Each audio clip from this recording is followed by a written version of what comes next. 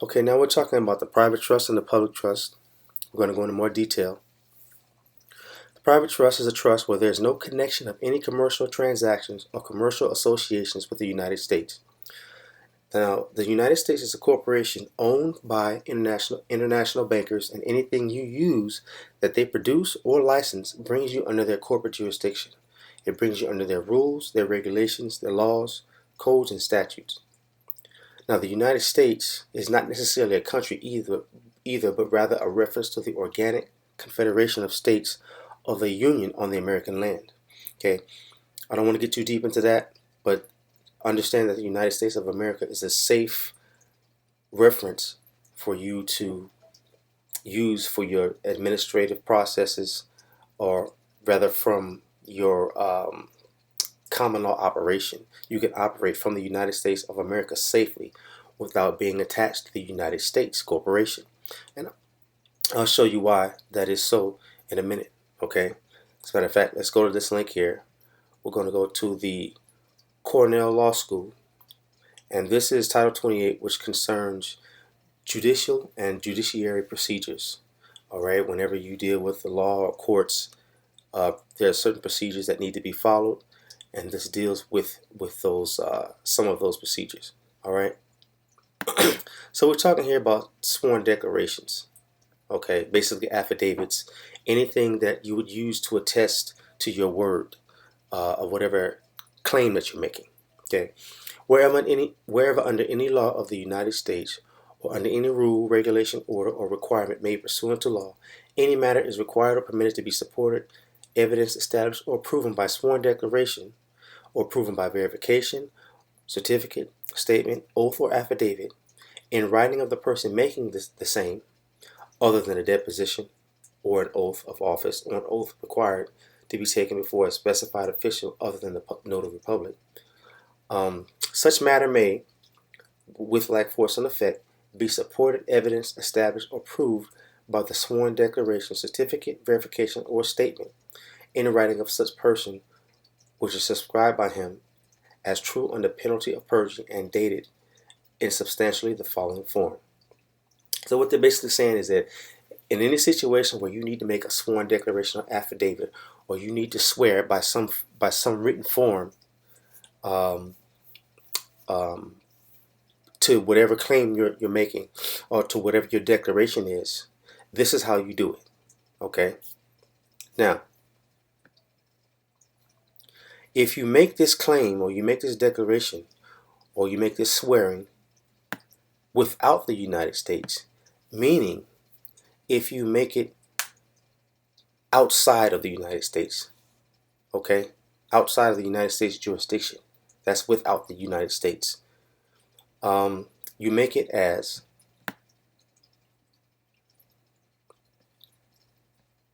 I declare under the penalty of perjury under the laws of the United States of America that the foregoing is true and correct. That is the way you make your declaration.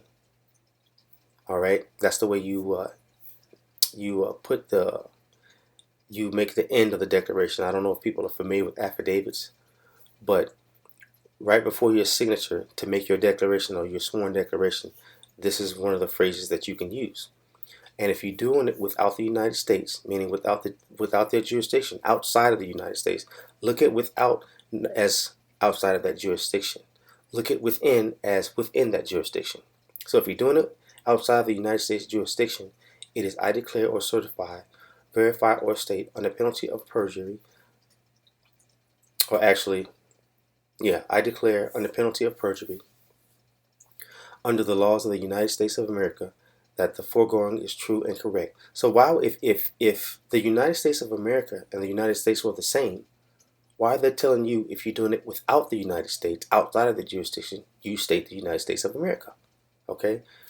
If you execute your declaration within the United States, within its territories, okay, under its jurisdiction, then you put I certify, I declare under penalty of perjury that the foregoing is true and correct, and then you write your name. So you don't even mention either one, and it is presumed that it will be in the United States. See, the trick is, if you don't mention the United States, or if you don't mention anything other than the United States, they will automatically presume that it is in the United States and under the United States jurisdiction. All right, that's kind of trickery that we have to deal with. All right, so we went under that. We went over that. That if you execute it by stating the United States of America, you're not using the United States as the jurisdictional territory or the authority. Okay, but if you use the United States, you just don't say anything. You just make your declaration. You don't mention any. You don't have to mention the United States. You don't have to mention the United States of America. But they will presume you are using the United States. They are presuming that you're not in the United States of America. Okay? The trick is you're presumed to be within the U.S. by not mentioning America. Okay? That's to make it simple. So now it's clear that the U.S. is different from the United States of America. Therefore, the same delineation must be in your business conduct to remain outside of the United States jurisdiction. So if you say, for instance, you type up indentures that are to a private trust, you're going to state that your laws or that your authority comes from the United States of America, and your trust then cannot be presumed to be within the jurisdiction of the United States corporation. All right, we'll go over that a little bit more. Now, let's talk about some of the things that connect you to the United States. Guess what? Money. Federal Reserve notes. All right, Federal Reserve notes are from the Federal Reserve Bank, which is a corporate charter. It's not a government, but they have contracted with the government. Therefore, if you use Federal Reserve notes, you are contracted with the government as well. And I'll show you how that happens. All right. This is why a lot of people who do private trust form their trust with gold. Okay, gold has a value. Gold is the actual money. If you form your trust, or your private trust, with Federal Reserve notes, automatically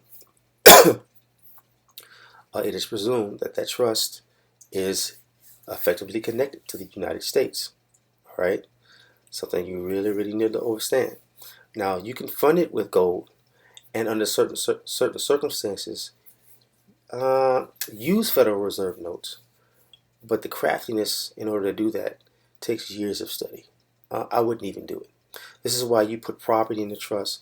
This is why you passively put money into trust through insurance policies, through bonds, stocks and bonds, portfolios, etc. Because you're not really moving money.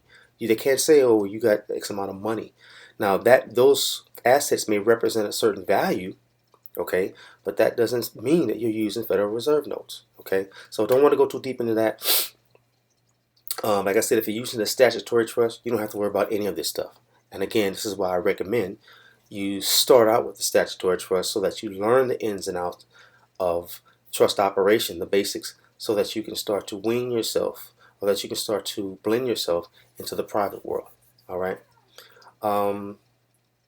So people have little understanding of the concept about Federal Reserve notes, but what we call money is franchise script. All right. So we're going to do a little investigation into the Federal Reserve notes and show you what we're talking about here. All right.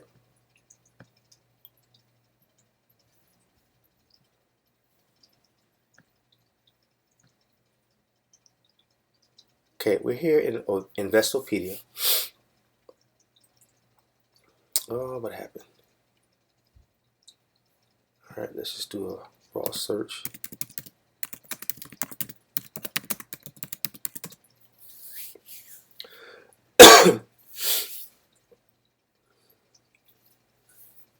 All right, so it should be pulling it up right any second here. And here we go.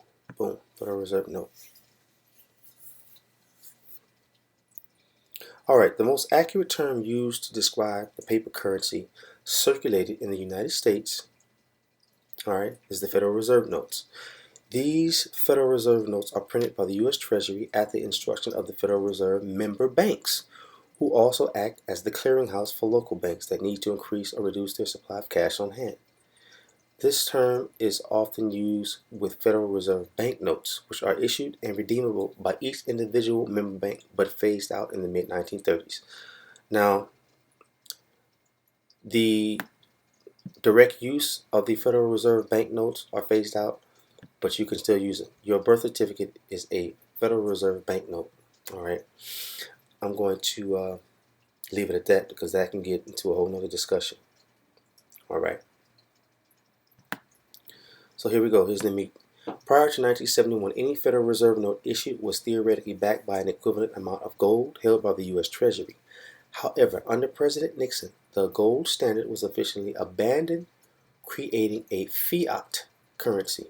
In other words, Federal Reserve notes were no longer backed by hard assets. Rather, Federal Reserve notes were now backed solely by the government's declaration that such paper money was legal tender in the United States. Now, I want you to hear that again.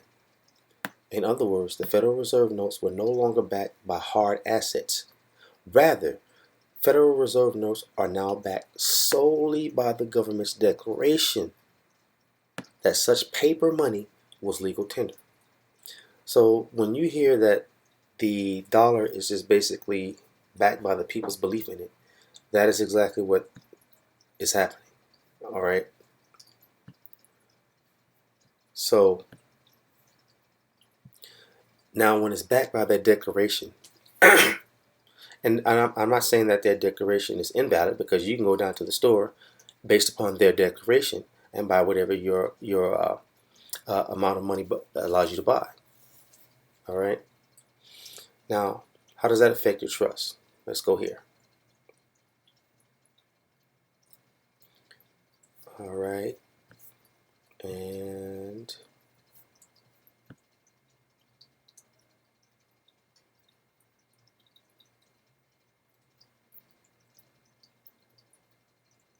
we will start here.